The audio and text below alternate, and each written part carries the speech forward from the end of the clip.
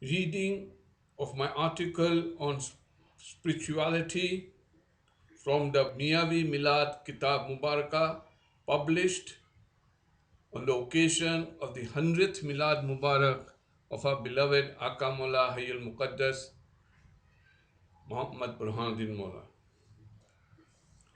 When one surrenders on its own to the supreme power, to the will of Allah, in the larger context and in the micro context to our Mola, his spirituality will achieve the ultimate flowering, because in this willing surrender is his ultimate salvation.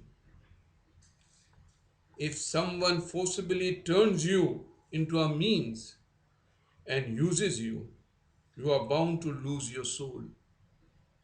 However, your soul will be fulfilled if you surrender on your own and become an instrument in the hands of existence.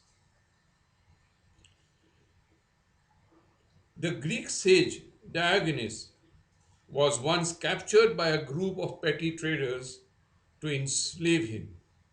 So he was enslaved by a group of petty traders. The traders are baffled when Diogenes himself volunteers to be handcuffed. As they take him to the slave market to be sold, he proudly walks ahead of all of them. There is not a trace of fear on his face, while his captors look like captives. His captors look like captives. Diogenes mounts on the platform and proclaims, "What are you looking for? They are all my slaves, and although they are not in chains yet, they cannot run away from me. Here is the master for sale." Diogenes proudly proclaims that he is the master. Here is a master for sale. Whoever can afford a master should bid for me.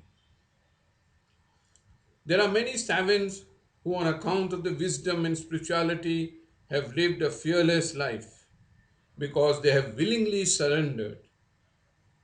The important thing is to surrender willingly. So they have willingly surrendered selves to who? To no one, not some petty person, but to the will of Allah.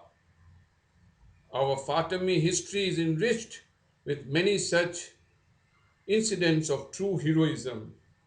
The one that readily comes to mind as I write is that of Sayyidina Qutbuddin Shaheed, Allahu Kurshahu Razakana Shafa'atuhu. He was chained and bound in the darbar of Aurangzeb, but by his fearless utterance of truth, he made all of them look like minions. Sadiq Sadiq Ali Sahib says, "Sher Khuda na sher wo garraya qadar." It was a radiant spirituality and surrender to the will of Allah that enslaved Aurangzeb. Sitting on the throne, and although tied and bowed down in chains, Mona Qutbuddin Shaheed towered over everyone. This is the power of spirituality and wisdom. This is the power of surrendering to the will of Allah. The sheer joy when individual consciousness merges with the divine consciousness it is difficult to say whether a drop merged into the ocean or the ocean merged into the drop.